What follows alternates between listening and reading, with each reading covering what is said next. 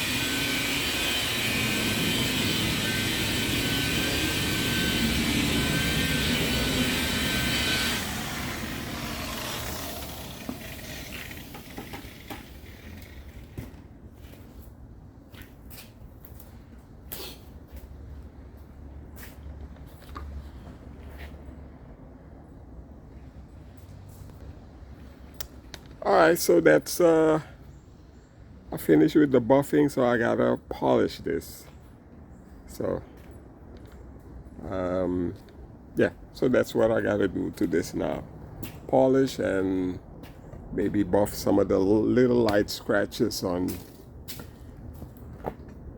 the rear door. I see some little scratches there, so I'm gonna buff that out.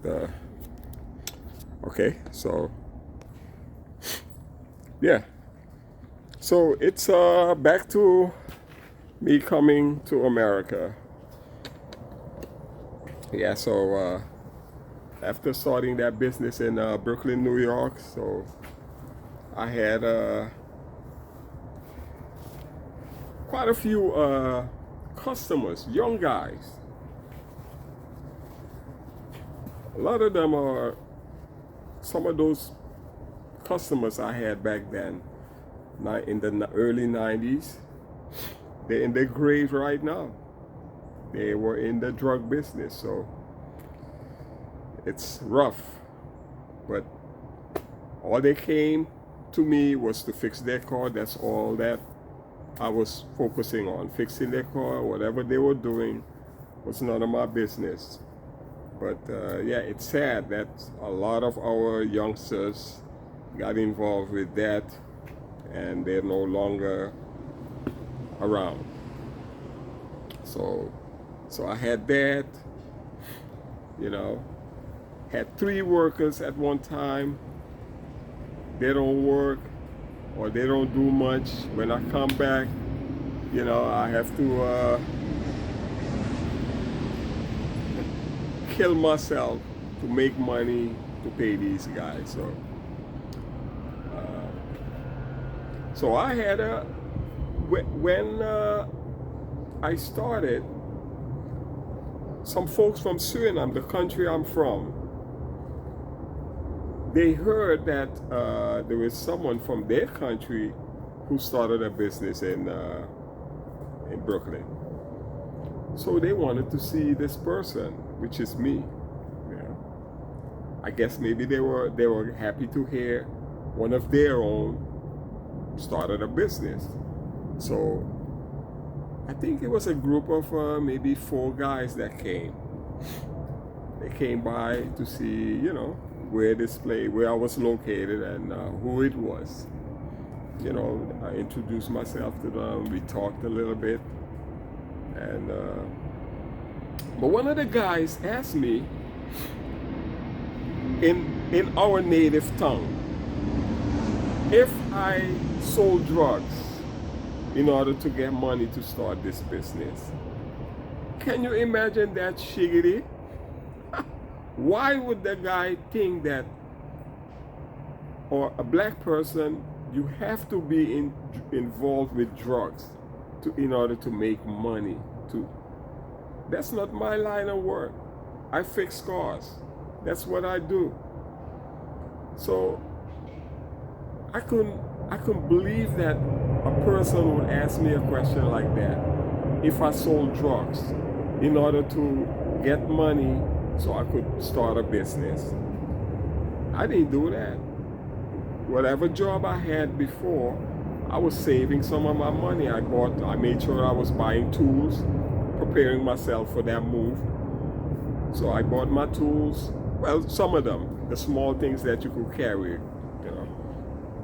But I didn't sell no drugs. So that was crazy, you know. So I had that, you know. Then one time, some of my homeboys from back home came by, and the guy wants to smoke a joint in my shop. I had to pull them up for that. Come on, why you want to do that here? Why do you do that in the white man business? I don't think so. So why you want to do that in my business? Smoke your marijuana. I don't smoke that. I don't want that around me. I have a legitimate business I'm running here, not a joke, some shiggity, you know. So I had to straighten that situation, and they never, they used to swing by every now and then, but never try that again. Go do that shiggity in the white man business, not here. I don't need that. Next thing, customers come and they smelling herb. I don't want that. So those were some of the situations you deal with as a black person, what other black people do to you.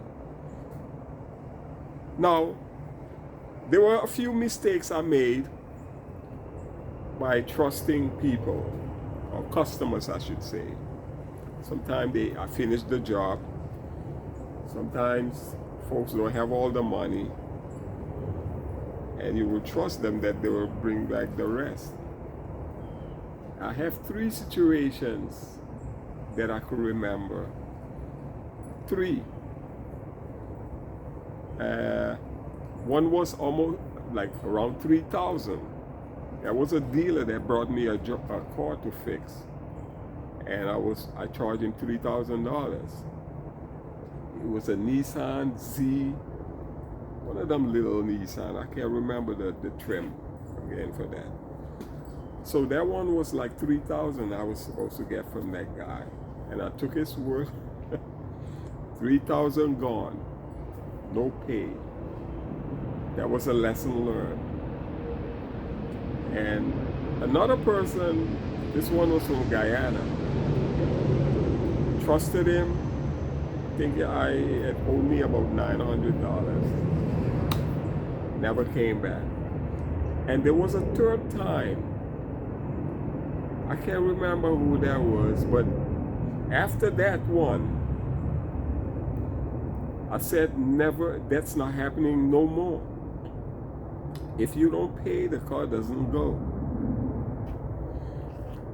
So I had another situation with a Trini, a hairstylist. Someone from across the street from me, there were some tow guys over there. They used to tow cars, and they had a lot that they would store those cars in, and I did rent a section. In my previous video, I think I mentioned that. So I rented a section. So those guys had a car in their lot, owned by I think the woman was a lady, black lady. So they asked me if I could help fix that car for her. So I said, okay, I didn't mind. It was a Ford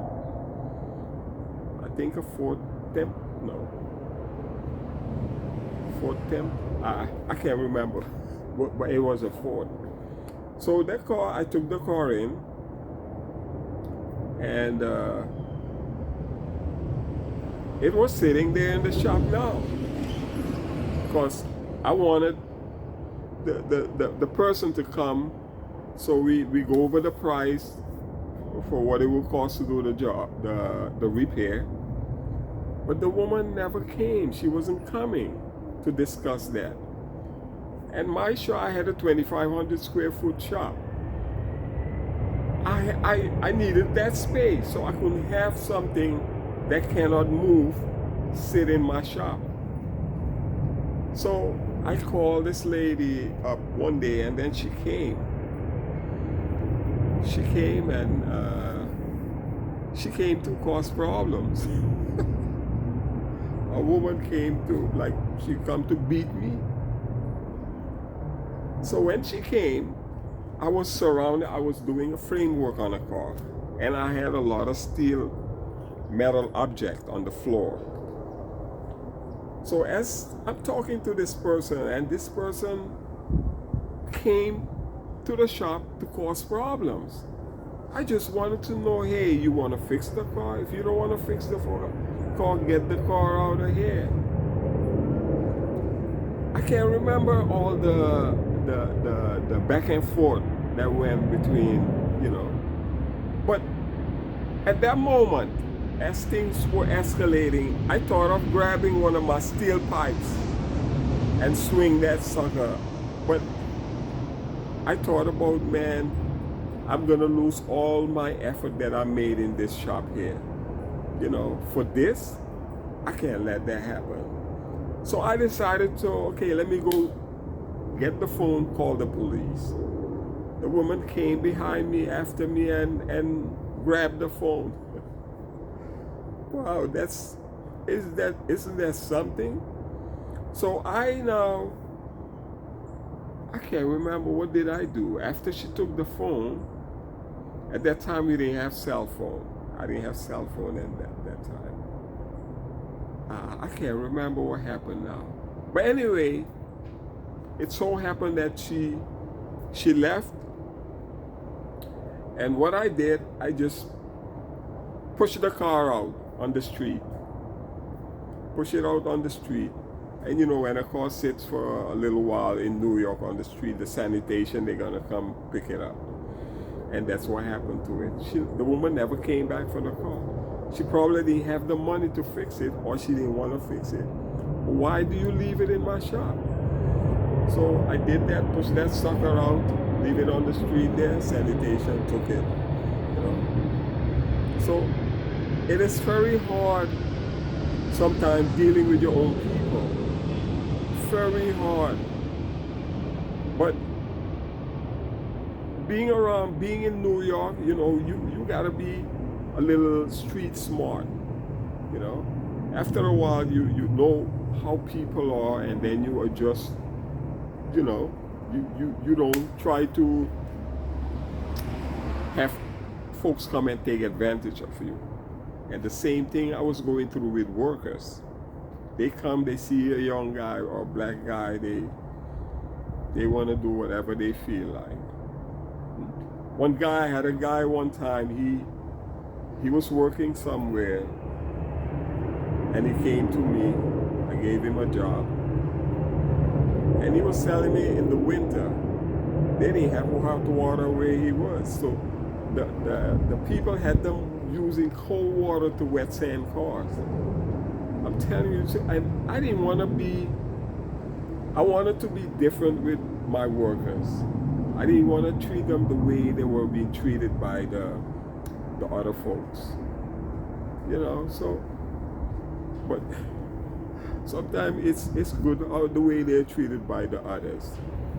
They listen, and then they'll do what they have to do. But when they come to you, everybody gets laid back and think I have a money tree where I go and shake and dollars or $100 bills come down. It doesn't happen. I have to finish cars, get cars out for money to come in. So I got rid of those, all the problem situation I got rid of. Couldn't take it no more. And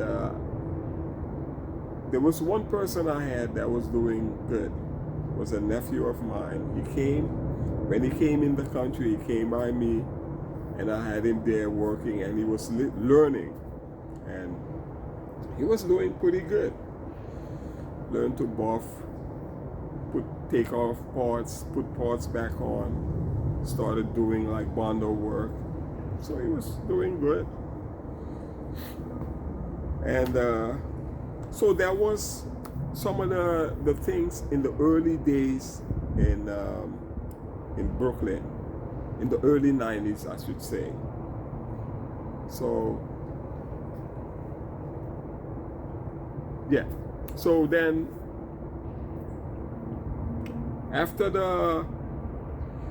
then I had some Haitian guys across the street from me, you know. By that time, they started giving me work. I had so many Haitian customers, die-hard customers, because they liked what I was doing, and the price was right too. You know, I didn't try to play greedy, and you know, in the early days, you're gonna be reasonable. You know, you undercharge the folks, so just you could get the job, and you know, you grow, and that's what happened. So the Haitians started giving me work. But there was one of them that was a problem guy that didn't want to pay. So I fixed this guy car. Yeah, that was the last person that hit me. and he didn't pay me all the money. But since he was across the street, I didn't want to keep the car in the shop, so I had him take the car because I need the space. So that shop was 2,500 square foot. It's small, way smaller than what I have right now. Right now I'm in Georgia. I'm gonna get to all the different states that I was also in New Jersey, so I'm gonna tell you guys what I went through in Jersey and also in Georgia. So those guys, that one didn't pay me the rest of the money, and I just left it alone. But those guys had one problem. You see, that's one problem that black folks have when you're in business. When you're in business, you don't come to play with time. You as a small, well, I'm looking at the other people that were around me. They were much older than I was. So the guys across the street, there were 3 Haitians. They were all mechanics. The guy, I started at 8:30. By 8 o'clock, I was at the shop. Before 8:30, my gate goes up. I switch the lights on. The money start roll. Once you switch your light, that money start to tick. Across the street from me, those guys don't show up. They have customers waiting for them. 9 o'clock comes, nobody's there. 9:30, 10 o'clock, maybe by 10 somebody might show up to open the shop. So I saw all that going on, and that's a problem that black business owners have. Not showing up on time. I mean, you could stay later if you have to, but you gotta have a strict on time start, because customers come, and now the customers will be out there waiting, and they gotta go to work too. So it's something I notice of us, how we operate sometimes when we in business. There's a lot of people come by and chat, which is a problem. You can't have too much of that. Sometimes somebody might swing by, you have a little talk, but in the back of your mind, you're gonna think, okay, how much time you have to finish what you were doing. So if you are ahead of the time, then you could say, okay, I could squeeze a 15 or 10 minutes chat. Well, after that, then we're gonna have to cut this thing out. I gotta go back to work, and that's how I am. I don't play. I got into this because before I came to the U.S., I used to do piecework. And piecework is like, you would tell the boss, they show you a car, you give them a price, how much you're going to charge to do that. And if you finish it in 2 days, good. But it could take, if you want to finish it in 2 weeks, that's your problem. You can't make money like that. So since I was doing that type of, how do I say that? We call it piecework. I'm not sure what you guys here will call it. I developed the skills or the attitude of moving. You don't mess with your time. When you come to do something, you're on it, and so you could finish to make your money. So that's what I had, and that's what kept me going while in Brooklyn. Because you can't rely 100% on workers. They come to do shiggity for you. And I had to make sure that my job, my work was coming out right, because the people were coming to me for that, And anytime you put workers on something, the quality is not going to be the same. So you have to, you see, my nephew, I was training him, so he was going the right way, trying to get the things right, so the customer, everything is going to look right. Maybe the customer may not see an issue, but a friend of the customer, if they stand somewhere in front of the car, and the other person might notice something. So, and that, that's what happened. So you do a job, you gotta try to do the right thing, So that was situations I had to deal with in the early 90s. So when, let me see here. Yeah, so that's what it is. That's that's all for today. So I'm gonna continue with this on the next one. So subscribe, share the video, make comments, and click your notification button. And I should see you guys in the next one. Okay.